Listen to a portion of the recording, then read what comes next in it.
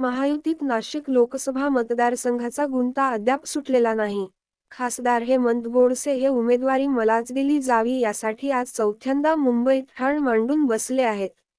तर गोडसेंपाठोपाठ राष्ट्रवादी अजित पवार गटाचे नेते छगन भुजबळ यांनी देखील मुंबई गाठली, तर नाशिकचे पालकमंत्री दादा भुसे देखील मुंबईकडे तातडीने रवाना झाले आहेत.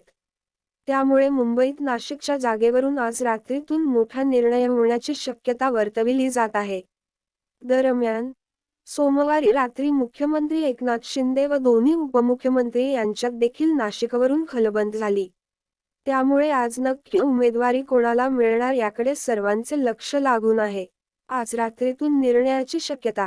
नाशिकचे पालकमंत्री दादा भुसे तातडीने मुंबईच्या दिशेला रवाना झाले आहेत. दादा भुसे यवतमाळचा दौरा रद्द करून मुंबईच्या दिशेला निघाले आहेत. विशेष म्हणजे नाशिकचे खासदार हेमंत गोडसे, शिवसेना पदाधिकारी भाऊ चौधरी यांच्यासह इतर महत्त्वाचे पदाधिकारी हे मुंबईत ठाण मांडून आहेत.